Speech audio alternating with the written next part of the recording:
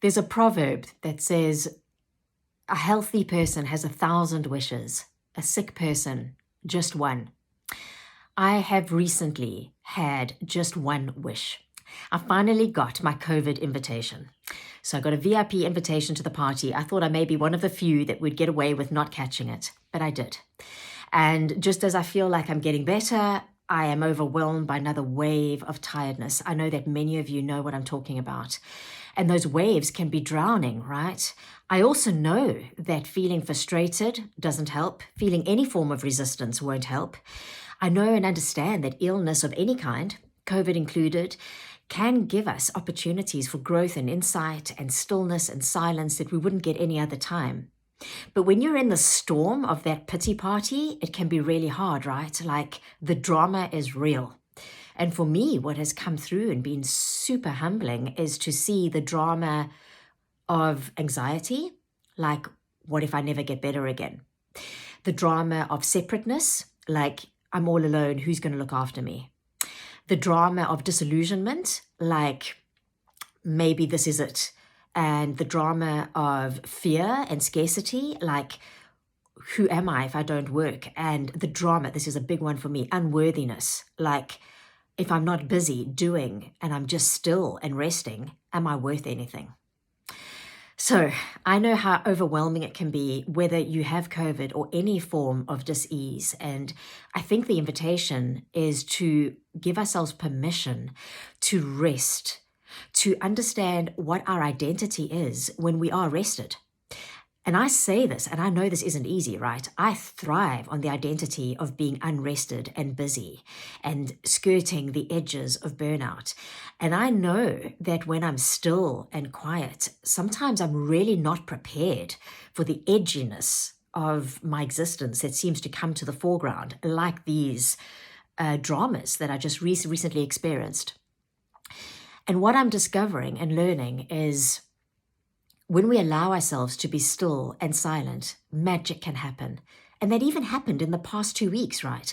When I was unable to do work, when sitting at my desk for an hour felt exhausting. I've had 2 clients reach out to me, cool clients, who I really would love to work with again, out of the blue. One of them I'd actually forgotten about. And so when we rest, and we surrender to that space that is unknown, and it can be frightening because we've got to go through all the dramas to get there. It's not like we just find peace and calm and Zen existence. And we also can't stay there, right? We can't just do nothing.